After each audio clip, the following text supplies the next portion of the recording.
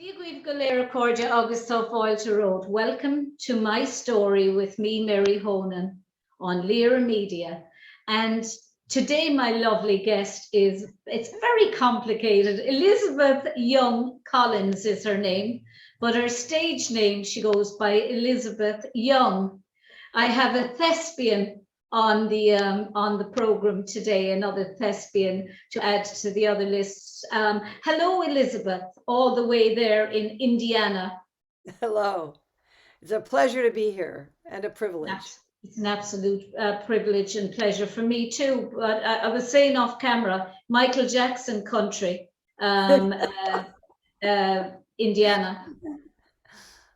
Okay. Well, as I mentioned, I could think more of David Letterman. His mother died at the nearby town. Also, Larry Bird, the basketball player. I am not specifically a fan of football, but one of the reasons people move to Indiana, besides a great job, which is why I came here with my husband, since I am married and I got married late in life and I wanted to hold on to him, and vice versa. Do as little as possible and say as little as possible negative because you have to go outside your door and you have to live with I him. know, but I mean, when he said to me, we were in Maine on a vacation at this beautiful resort, Bethel Inn, where I've gone not only by myself but with Irish people and British people, taking them on tour.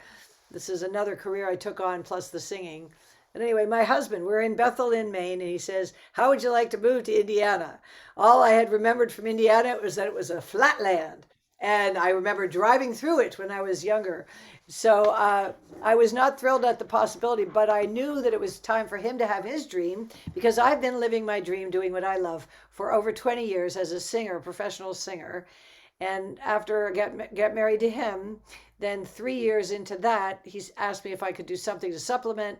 So I became a tour director and learned about the history of the United States. So I've been doing that, of course, before COVID. My dream, however, is to continue to do what I found out I had talent doing, which is to write stories. And I learned this in high school with a wonderful teacher. However, I let it go because my mother is, I think, concerned that I would just be writing to myself in my room and never get out and have friends and have a social life. So, at any rate, I wasn't really encouraged to become a writer. The other writer in our family was a messy housekeeper, and my mother didn't like her. So, at any rate, I moved to Indiana with my husband so that he could have his dream come true. And And that was lovely. That was lovely, very Elizabeth. nice of me, I think, yes. Very conciliatory of you. Well, I mean, people did it years ago and that, but not so much in the last, I suppose, 20 years. People are always, there's two people working in a household, and it takes a lot of guts to actually say, I'll put my dreams on hold now for the man I love. well, thank you. And I did feel that a bit of resentment, to be honest, when I first moved here.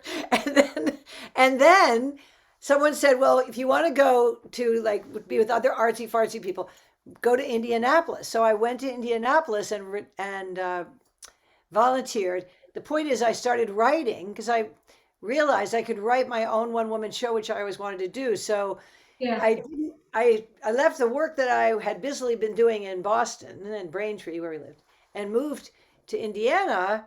And because there was, a whole open canvas, I ended up writing and performing my first show. And I sent you a link to that. My first show Yeah. was called, yeah, Why Be Normal When You Really Are Extraordinary?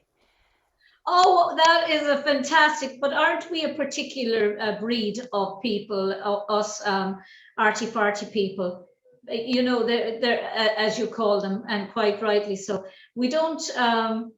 I don't think we're odd or anything like that. It's just that we're, I suppose, highly creative people, and creative people will always find an outlet for that creativity, whether it's through in COVID has given creative people the ability to find another avenue for their creativity. Mightn't be the avenue that they've always had, but when you have that creative vibe within you, it'll always find an outing some way.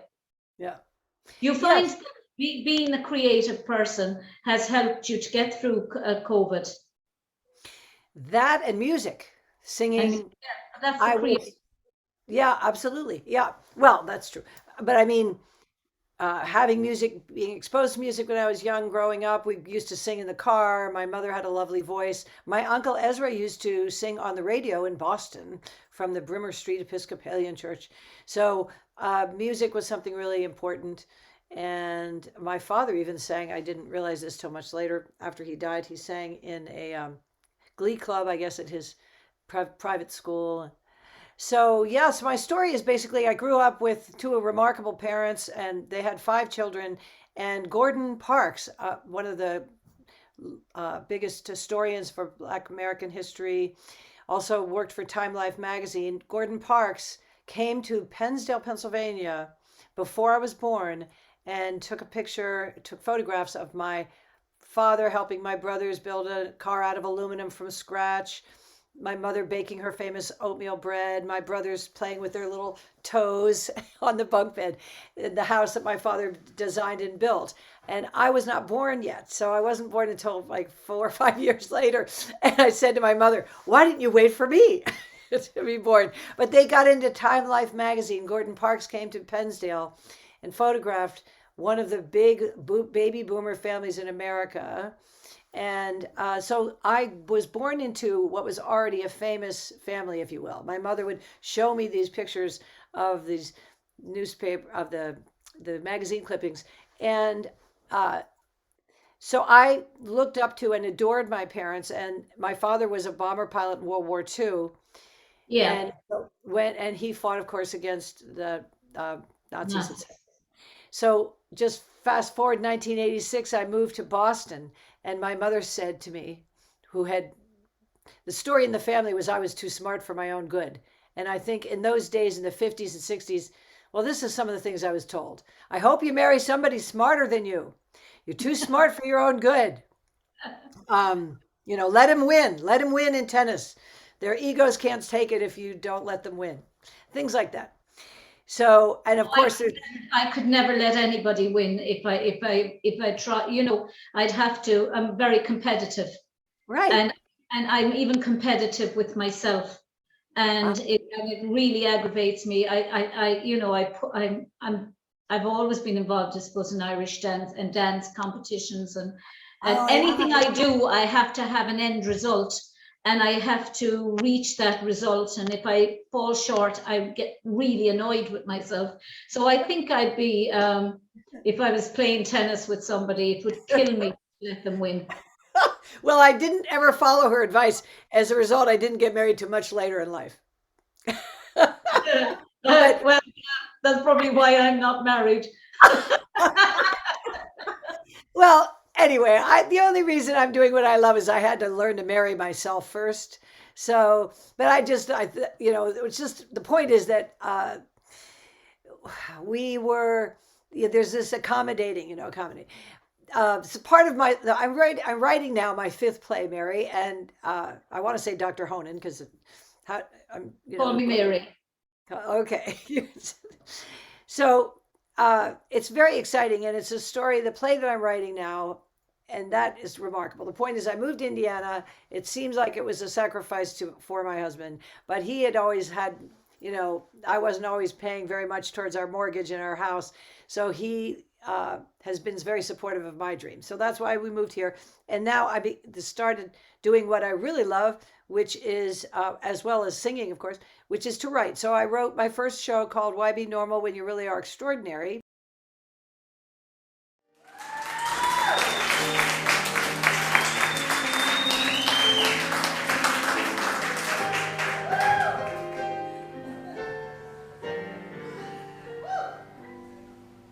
Welcome to my show. Everything that you're about to hear is absolutely true, except for the parts that are not. The show is called Why Be Normal When You Really Are Extraordinary? Well, it's a trick question. You are what you are. You can't help it. Easy for me to say on stage, here I am. But honestly, all I ever wanted to be was normal, accepted, to fit in to my large family, to measure up to my parents, and in trying to do so, to be someone else who I thought they wanted me to be, which is basically a wife. In trying to be that, I basically became a poster child of low self-esteem. And I only ever, though, wanted to have a dream. I had a dream of singing, just like I am tonight, or will be, on stage with you tonight. So how did I get here? Let's start at the very beginning. A very good place to start. I was born into the fold of 5 siblings and 2 loving parents. My father was an Army Air Corps captain and a bomber pilot in World War II. He earned a Purple Heart. My mother was a beloved wife from a well-to-do family in Minnesota, where she learned the expression, okie dokie. Fly the ocean on a silver plane. See the jungle when it's wet with rain. But just remember till you're home again, you belong to me.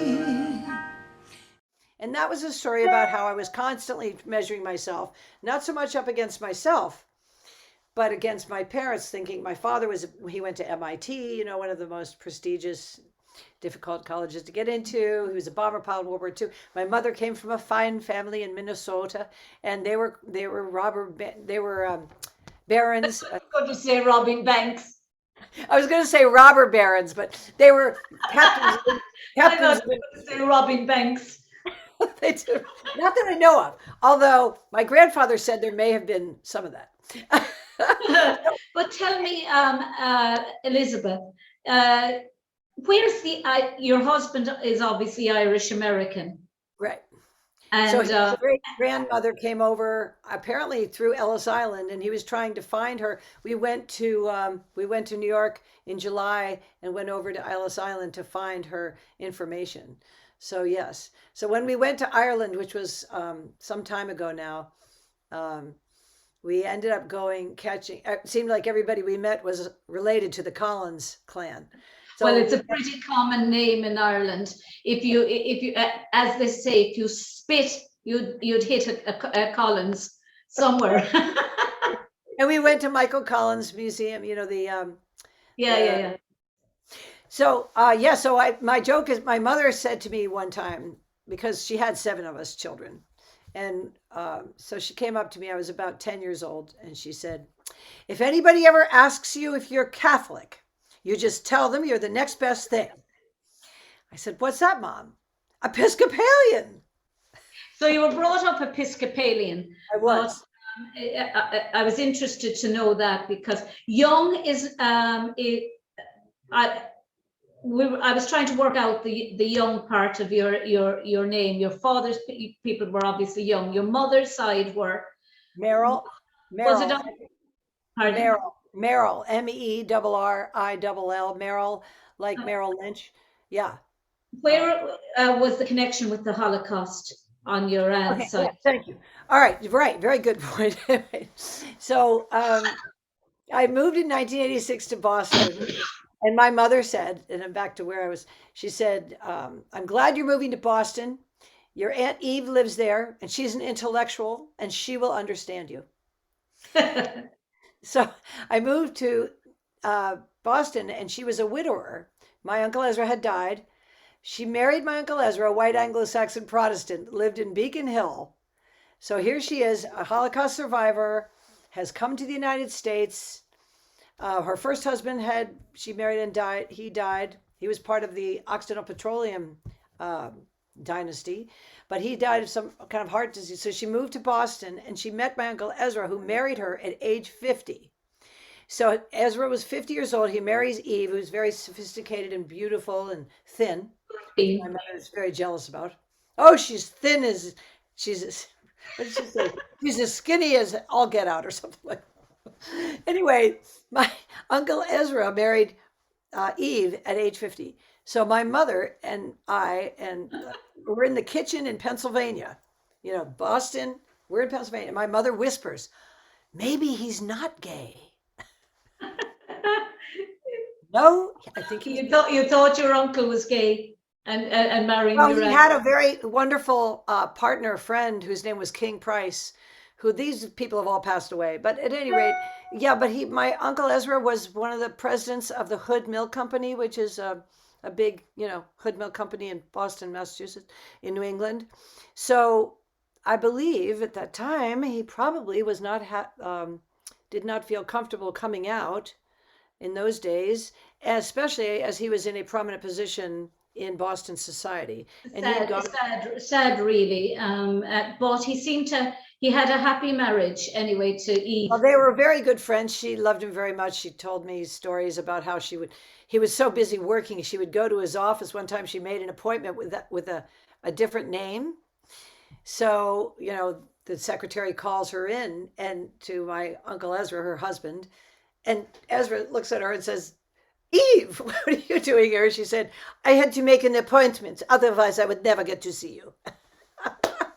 So she went to his office. What part of Europe was she from, From Elizabeth? Amsterdam. Yeah. And Holland. her only brother, Yop, and her parents both were killed. But when I was only 11, that was when my Uncle Ezra got married to her, right?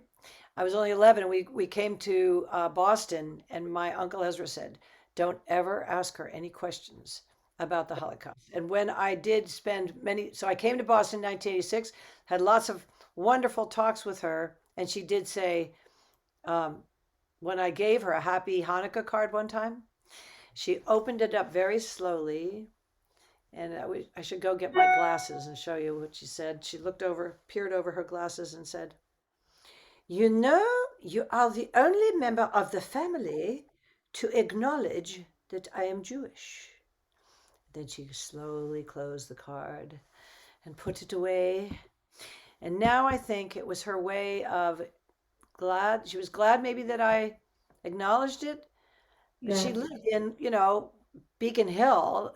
Are you familiar with Beacon Hill? It's where Well, I've heard of it, but I haven't been they to it. called it Snob Hill, where the people live up on Beacon Hill. But anyway, it's where the Boston Brahmins lived. So, it's primarily Protestant, although, of course, there was a black community there, etc.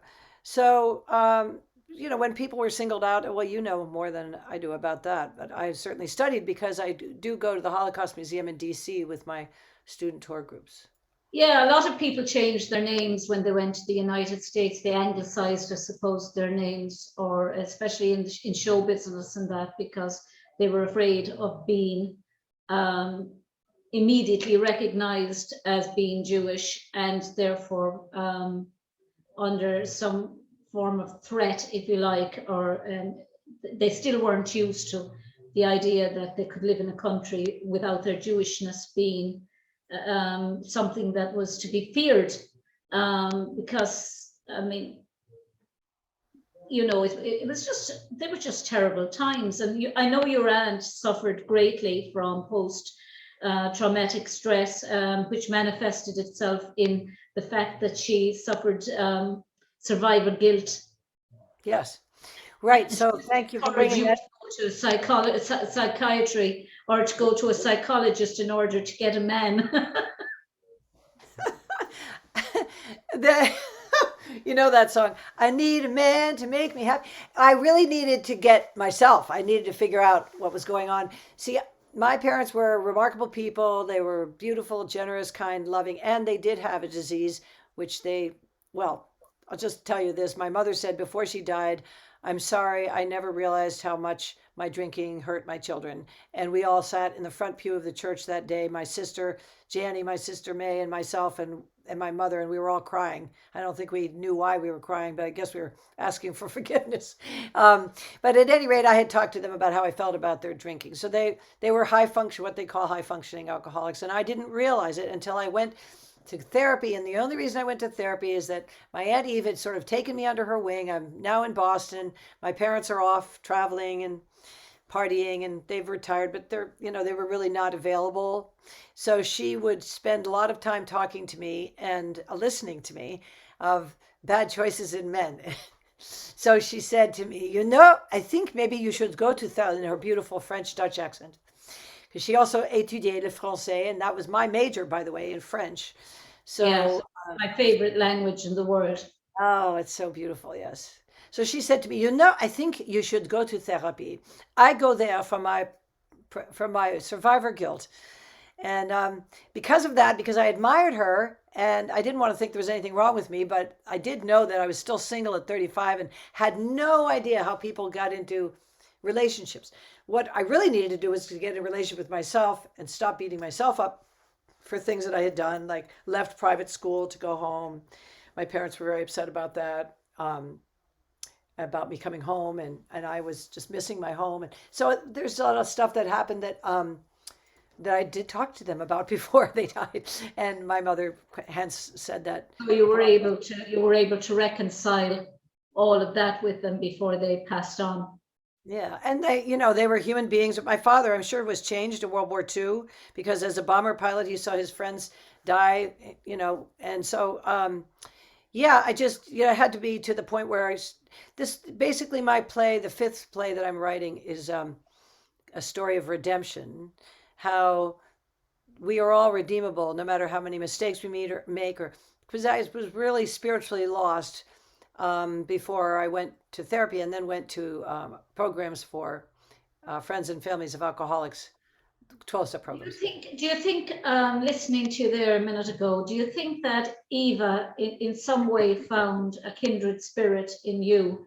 One, you were the first person to break that barrier of sending her the Happy Hanukkah card and therefore not making it overtly obvious her Jewishness, which I don't know why she, what reasons she had for not feeling that she could tell people or pronounce it to the world what her ethnicity was. But do you think the fact that, sometimes a problem shared is a problem halved, and the fact that you had your own problems and she was there for you, that in some way she was feeling, well, other people are suffering and I can be there for them. So it was actually making her feel that she wasn't alone in suffering, I suppose in silence, because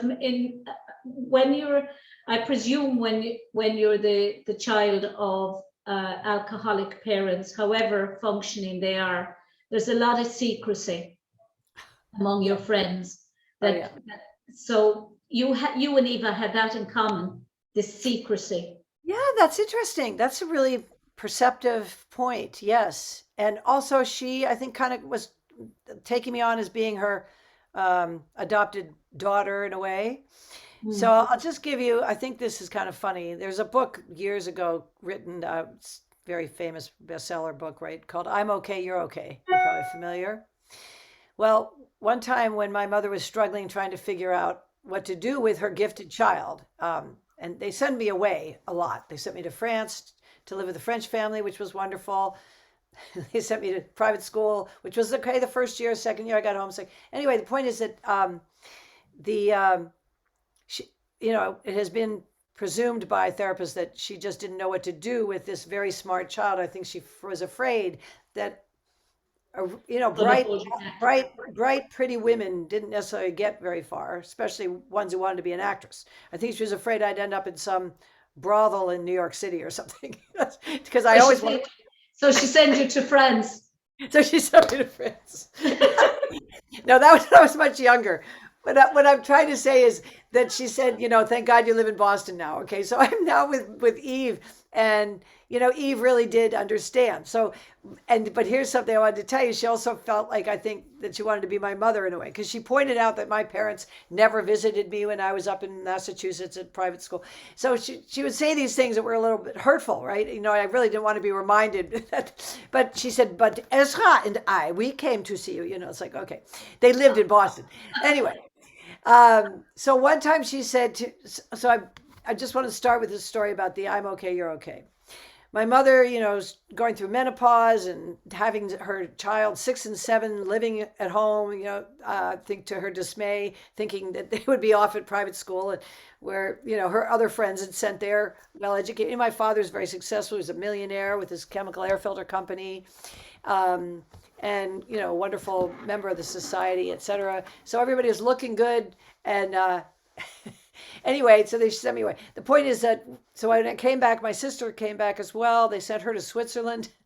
She didn't last very long, but so they, they were having troubles. So when I moved to, I mean, at that time in my life, my mother went to a seminar about the book, I'm Okay, You're Okay. I did write notes, by the way. So anyway, I'm okay, you're okay. And when she came back, I said, how'd you like the book, Mom? And she said, it wasn't very good. Or how was the seminar? Not good, she said. I said, why? She said, because I'm not okay and neither are you. That's Yeah, what she there seems to have been a lot of guilt with your mother, and I suppose sending you away and sending your sister away was in a way, I suppose, trying to distance herself from what she saw as probably her failure as a mother. And Well, who actually made that decision was Dad. Dad was making all those decisions at the time, where we were going to go to college, what we were going to do. He was like, the father knows best. But I think it was hard for Mom because she said, but I won't be able to visit her if she's in Switzerland. And my father said, that's the point. So, my mother told me much later in life that she didn't really have decision-making power. She was not a feeble wallflower or anything, but she did have certain restrictions placed upon her by her father that she did not feel she could break. You do what your husband tells you to do. You're a good wife. You make my grandfather wrote a letter to her about how keep your children well dressed and fed and make sure you have a drink for your husband when he comes home from work and, looking good and all this stuff. So I just wanted to point out, though, I just on this theme of I'm okay, you're okay. I get to Boston, my Aunt Eve and I are having long talks. And one day she says, do you want to go to Walden Pond? Let's go swimming. So we go to the beach and I have this one-piece bathing suit on and a coverlet. And I take my coverlet off about to go swimming. And she in a bikini, skinny as hell, as my mother would say, is sitting there looking elegant. And she looks up at me and says, she looks up and down at my body, your family talks about you like you are obese. But you are not obese. You are okay. You are okay. It's exactly what she said. you wouldn't want to be sensitive. So years later, right, at a comedy show, I decided to say something. This was not true. What I told the audience was, and I said, my family talks about you like but you're okay. You're okay. And of course, I didn't think it. That's like, Elizabeth, it's like art imitating life. It's amazing how many people in the world of theatre or whatever, or writing, are able to draw on those characters in their lives, whether, the functioning alcoholics, if you like, of parents, and your aunt who was, as you say, and someone who suffered from survivor guilt. But I was speaking with a woman yesterday who was a Holocaust survivor. She was a baby in her mother's arms when a Nazi actually saved them from going to Auschwitz and sent them instead to a ghetto in Hungary. And she was only a few months old at the time. But she was saying that it's amazing how Holocaust survivors and their children are very blunt. You'll often find that they'll say things straight out. As she said to me, she was very funny. She received an MBE from the Queen, but she said to me, there's no point in pussyfooting around.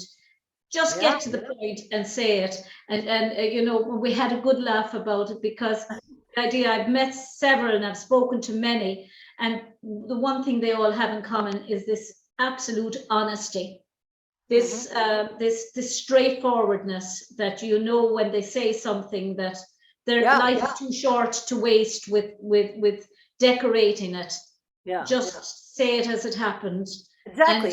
And Eva sounds very like that. She was, and she was also someone who, she set her boundaries. I really respected the fact that she didn't always answer questions. If people asked her something that was nosy, she just wouldn't answer. I thought it was so like, oh, you don't have to answer people's questions. She also said to me, and so I'm really grateful to my Aunt Eve, by the way. And I didn't say anything to her at the time. I just jumped in the water and felt a little embarrassed because there was gossip. One of the things that happen in a dysfunctional family, you compare yourself to somebody else, or you're told you're to do this or to that, whatever. Too smart for you. So I loved my Aunt Eve, and before she died, she said, you have a beautiful voice, but it is not trained. You should go to Langy School of Music, but you cannot afford it. And then she hung up the phone, and I was living in Dorchester, and I was so mad, right? Well, when she died, she left me money at this wonderful law firm. I say wonderful because they were just, they called me up and they said, your Aunt Eve has left you, an inheritance or whatever. So she left me money, and I used that money to go to Langy School of Music, and they told me to take my talent seriously and to sit up straight and straighten up and fly right. Straighten up and so I've been a professor. I left my job. So she died in 1997. In 1998, I left my job at Boston Edison Company. I started singing professionally with degree in French, no music degree except for those 2 classes I'd taken at Langy. It's an opera, it's an opera school. It's like, I sang pop songs. So it's actually really exciting. I bought my own sound system. And I'm just telling you all this because Eve was really my salvation. She's the only one who ever told me that I was actually okay, that it was okay to be smart. It was okay to be this or that. You know what I mean? You were okay to have the body you had, okay to have the voice. You were okay to be you. She accepted you 100% for the way you were.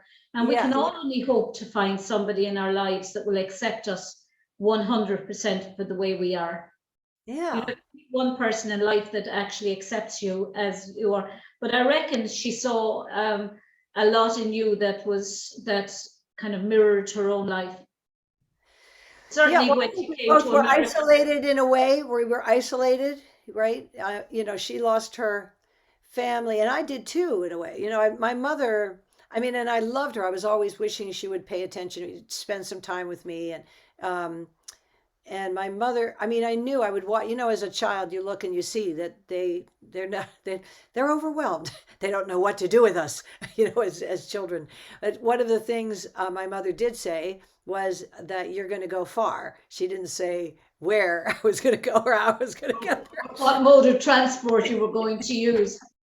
Maybe on a donkey, but no. But she. There's a saying here in Ireland: if somebody tells a joke, oh, you're hilarious, you should be on a stage. The next one out of town. I haven't heard that one. I did hear one from my brother-in-law when I was singing at an assisted living center, and I told him that, it's one of my first gigs. I was so excited. And he said, of course they love you. They're medicated. They can't get out of the room and they can't hear. At the time, I was really angry but now I do think it's funny. But that's because I have sung at other places, where people that. But you can draw on all of that. You can draw on all of that for your writing and for your. I haven't started writing yet, fictional or creative writing, because everything that I've read for the last forever seems to be Holocaust books, and you can't seem to. I was speaking to this woman yesterday, and she was saying, I'm so honest. She said, I feel like, she said, all these Holocaust fictional writers would probably be sticking pins in my photograph now, because she's very much against fiction in relation to the Holocaust. I personally think there's a space for it, because it's a way of bringing younger people in without traumatizing them too much with reality. You can hold back some, but I would love to be in a stage now where I could write creatively, and maybe something like Harry Potter or something like that, or a play. I'd love to do a piece. I'd love to do a play on my research. That's Oh what my I'd gosh, I would love to see you do that, because you've got so much material and research. I have, by the way, records from the Holocaust Museum of my Aunt Eve. Her name was Eva Louise Cohen, and I want to write. I need someone to translate from her German. She wrote forms in German, so she spoke French, German, and English, of course, and Dutch.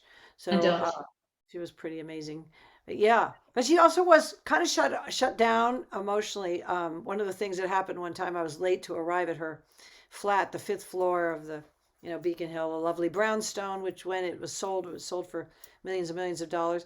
So, but the point is, I rang the bell and I came up the flight, and she opened the door just a crack. She said, you're late. I thought we were going to have a meeting at something like 10:45. It is 11 o'clock. Am I wrong? I'll never forget the way she said, "Am I wrong?" And I went, "No, no." And and I'm just talking fast as I had learned to do growing up. Like, so I'm like, "No, no, I'm sorry." And I was never late again, never late. After I apologized, then she let the door and then she let me in. So, but I thought, good for her. She asked these. No, she could only say that to you because she knew she could only say that to somebody or speak like that probably to somebody that she knew wouldn't take offense. Or probably she was the type that wouldn't care whether you took offense, she'd probably say it anyway. Well, and I think, I learned lessons from her, like her time is valuable, my time. She would say to me, your parents are coming to Boston and they just want me to stop and drop everything. And, she didn't put it quite like that, but she's like, I have appointments, and I'm like, oh, you really, you have boundaries, like, It's like several people I know, all in my family, down through the years, people I've come across, and yeah, it's and they're Irish. Do you know that it's amazing? It's amazing that the similarities that there is between, say, the Irish mother, the Jewish mother, and I suppose all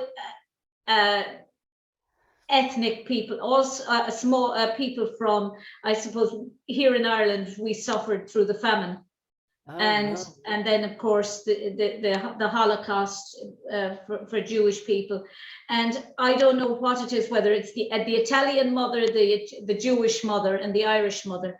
They're all obsessed with their sons, and they're all obsessed that everything is around the home, and everything is around food, and they're always they're definitely strong. I suppose I'm probably exaggerating here. Not everyone is like this, but they're all strong matriarchs. Mm-hmm. Yep. They have they don't seem to have any filter. They'll say straight how they're thinking. And I don't know what it is about, in particular, the Irish, the Jewish, and the Italian mothers, but there seems to be a similarity all the way. Especially, you look at movies and that of or American, New York Italian mothers, and you might as well. I mean, do you remember the series years ago, Rhoda? Yeah, yeah. And you look at Rhoda Morgenstern, and you listen, and you can almost be hearing your own mother inside in the kitchen bellowing orders. And I always found it fascinating, the similarity between the three ethnic, or the three groups of people, and the women at the very top of the family, if you like, almost more powerful than the men. Yeah, yeah. And Yeah. they ruled the roost, if you like. But how did you get interested in and going down the arts and not languages, for instance? Because languages would have been, I would imagine, that was your first. But then again, it comes back to, I suppose, your love of music as well. It's all to do with sound. Interesting. Yes, well, thank you. And third grade teacher showed us an aerial view of Paris, and you mentioned that across the ocean there was an language people were speaking that, and I could break the code, and my brothers wouldn't understand a word I was saying, and I would have this all to myself. So I learned French, and he was a wonderful teacher. His name was Mr. Deal. He's passed away now, but I was able to call him in Pennsylvania, thank him for his what he did, his enthusiasm. And then when I went to private school, which was called Dana Hall School, a very fine school, my first year, I loved the studies. I was sent away to Massachusetts, and as my father said, to give him a good education because he also went to private school, Tabor Academy. The point is, there I am, Madame Bernstein. It's French class, and she's A, U, I, O, U, over and over, très, très intelligent, très strict, très discipliné. So much so that little Phoebe started crying and ran out of the room. But I'm like, I got attention. I got attention for doing well, and I have been blessed with I was that child. I liked the tough teacher because, and I liked attention. Yeah, yeah. So I got attention for being I was smart. an only child, of an only child. Oh, really? Anyone that gave me attention, I loved them. Now, did your mom and dad give you attention, or was the teachers? Oh yeah, overly. Oh, yeah, that's the problem. That was a problem at times. You couldn't blame anybody else for anything wrong. They knew if something was broken, Mary did it. So couldn't get away with anything, and they were overly protective. Overly, well, in particular, my mom. So when you went to school and you had a nun, I had all nuns, and I had a nun, and the nuns, I loved all of them because I just loved them, and they didn't know quite what to do with me. One in particular used to send for my mom regularly about all the questions I was asking, and she couldn't answer, and I wasn't satisfied with the answers, and I'd hold the whole class up until I'd actually get an answer I was satisfied with. And she used to go in, she said, to St. Michael every morning to pray just to get through a half an hour of Mary Honan's questions, because I had a captive audience at home. Sure. Yeah. You'd always get an answer from my mother because there was only the two of us or my father. So yeah, I love the attention. Yeah. Well, that's the answer to your question is why did I do it? Why did I do it? Because I got to finish a sentence. I got to finish a song. People actually paid me to do it instead of paying me to shut up. So I loved it, and nobody ever paid me to shut up. But I joke around about that. But it's true. Like I grew up in a big family. Dinners were fun and chaotic, and everybody was talking at once. And I remember holding my breath so that I could get a word in edgewise. And so now, two things I do is sing. Well, I got my voice actually, and so I really did have low self-esteem until I got into Al-Anon and figured out that like it's amazing how many people in the arts will claim to have, and rightly so, low self-esteem or be incredibly. Right. Well, I mean, I did have it. Okay. So I just wanted to explain that was in the past. Well, there are times, but most of the time I'm pretty confident now because people let me finish it. But the point is that, yes, I went in there and I found out I had low self-esteem, and my mother had low self-esteem, and it's kind of like, it's not okay to feel good about yourself. That's why I love that. I'm okay now. Like, I'm okay. So the point is that, that I got my voice in Al-Anon because I found out that the things that I was told about myself, or that I told about myself, that I didn't deserve to have this, only my mother did, or my brothers did, or whatever. I made up all these stories that I was a bad girl. When things happen, people fall down, nobody talks about it. You, as a child, you think there's something wrong with you because it's like they're not getting up, they're like, there were just a lot of tragic things that happened that made me think that it was my fault. So when I found out it wasn't my fault, I got my own voice, I spoke up, and then I started using it professionally because I had always been told. I mean, that's the thing, my parents never told me I could not sing. Nobody told me I could not do anything. They actually wanted me to just be happy. They just, they didn't guide me necessarily in one direction or another, but, we all have to find our own way. One of the best things that ever happened to me was one day I realized my parents were these two planets. They got together, and then they had 7 other planets, and those 7 other planets went off in their own orbit. And granted, we didn't stick together. We weren't a close family, but the point is we each had our own orbits to roll around in. Right? You bounced off each other as well as planets. Not necessarily because my brothers went to Colorado and anyway, long story, my father gave his one company.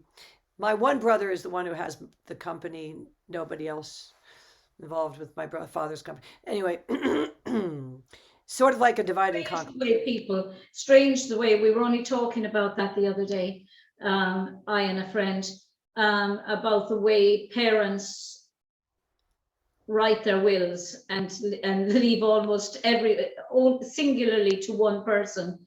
And they could have 4 or 5 more who get nothing because they happen to be either women or and certainly when it comes to land and things like that, the land is always nearly left. The man, right? Or the Yeah, firstborn. whereas as a parent, I could never leave to one and leave, and if I had 4, Right. I would always have to split it between. Yeah. Well, let I me just just, find it strange yeah. the way some families do these things. Yeah.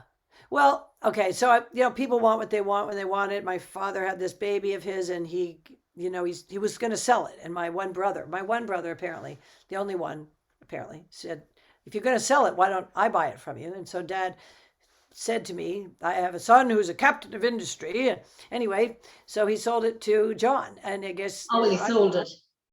yeah, to John. And John paid him within 10 years of time when the prophets. Anyway, I don't, all of this is story because the bottom line is they didn't leave me nothing. It's not like he will be the only one. That's a very dramatic story, but it's not true. The truth is we all got money. We all got our way in life. I got a French degree. I was a teacher for 2 years in a high And school. you had your Aunt Eva. And I had my Aunt Eve.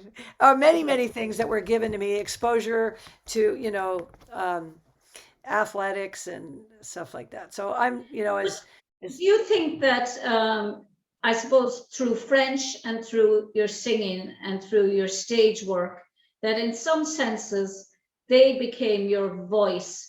Because in many respects, when you sing a song, there's a start, a middle, and an end, and people will have to listen because they'll have to wait until the end of the song anyway, unless they throw something at you halfway through. And you have to exit the stage. And it's the same when you're performing something. People will generally sit through it and wait until you from the start, even if they're bored in the middle. They'll wait because they're too embarrassed to leave, but they'll still listen to you. And through your French, you had a language that you understood. So you could talk to yourself for hours. Nobody else understood, but you were quite happy. So through language, in some way, you have found a way of getting from start to finish without being interrupted. There you go. I love the way you encapsulate all of this and, just. Well, my PhD was in philosophy, so Oh, maybe it's, you can't get out of it. I'm just a deep thinker. it's I'm wonderful. Some people would call it paranoia, but I'm a real, I suppose, if you look at the work of Jacques Derrida, the French Albanian Jewish philosopher who founded deconstruction, and he believes that there's no such thing as anything. There's always hidden meanings. There's always the meaning that you can, if you write something, you can mean something with it, with what you've written. But I can take a completely different meaning from it. And when you read it, each time you or I read it, there can be multiple interpretations of it. Yes. And you bring your own life into every reading of it. So as you go along in life, that reading changes. Mm-hmm. It may have the writing of it may have been intended one way, but every single person that reads it finds some little thing that's different, a different interpretation. So that's what I actually like, is the fact that when people are talking to me, they might be talking about something mundane, but yet I can see that, there's different ways of looking at what they're saying. And that's what I was thinking all the time. You were talking about your French and your singing and your aunt's accent and your interpretation of her accent. and you all the stage.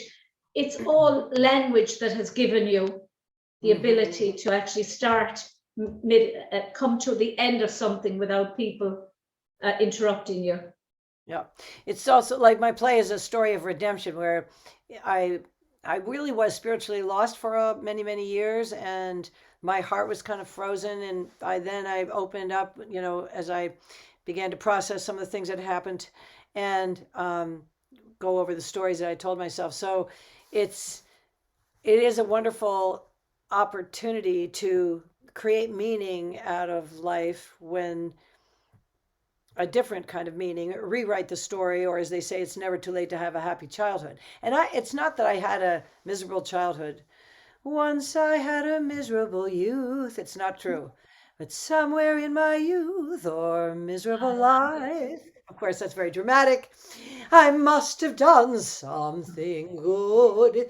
Oh, my favorite movie of all times. Sound of The music. amount of dates I cancelled to watch that movie when we didn't have a means of recording it.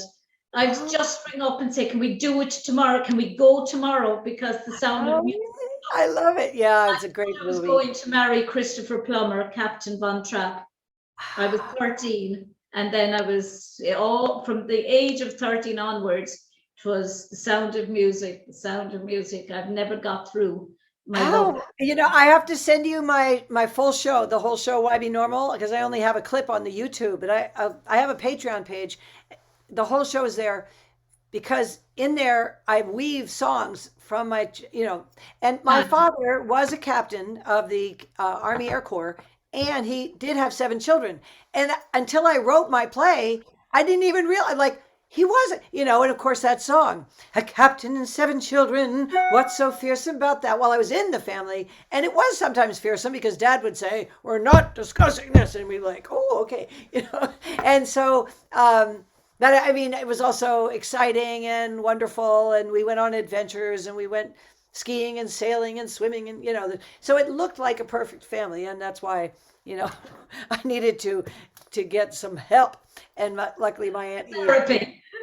therapy, of course. And we didn't therapy in those days. If you went to therapy, you were crazy. So I'm like, oh my God. But I knew that Eve was not saying I was crazy, so I was open-minded enough to go, thank God, and get some help. And but you learn that everything is about it is an experiment. Like this whole thing, being here, right, on this call. This is my first podcast, so I'm very excited. It's not my first interview, but I'm thinking, do I know how to do it? Oh my gosh, I have to get the Zoom call. And my husband bought me this light, which he was setting up, anxiously setting it up before the call. Which I have the same one over me. Okay, so it's supposed to, Anyway, we couldn't figure out how to put, but the whole readiness, like I'm ready. And maybe, the thing is, you're probably never ready for anything. You just have to do it. It's all to do with when you've been on stage. I spent 14 years as a principal dancer with Bunratty Castle Entertainers, traveled the world with them, danced for the Crown Prince and Princess of Japan, which was hilarious because every time when we stopped, they stood and bowed, and we bowed, and they bowed, and I bowed. And then this went on for about 5 minutes because it was an absolute joke. And I could see the Irish men at the table in the banquet had to put their drinks down because the Crown Prince and Princess had put their drinks, and no one could drink while they weren't drinking, and no one could eat, and you could see the Irishmen just taking big gulps in between because they might never get a drink again for the night. But I think once you've been on stage, and I've been dancing since I was 4 years of age, 3 years of age, and and it prepares you, no matter for being thrown in at the deep end as you have been with a podcast and performing. and that's what you're doing now, is performing, because the minute the lights came on and I said press record, off you went. Well, you made it possible. So thank you for allowing me to express myself. It is very exciting to be at this point in my life, and I'm 66, to say it's not too late, because here's my goal, Mary, is to, in 2024, which is only 2 years from now, I will be singing in France. That's my plan, to sing in French as well as in English, and add comedy and drama and, of course, singing. And it's going to be called The Betsy Show. Growing up, I was called Betsy. There were 100 cows and 100 people in Pennsdale, Pennsylvania, my hometown, the village. And probably all of them were called Betsy at some stage, because it's just. There you go. The two got confused. Was I a cow? Were they?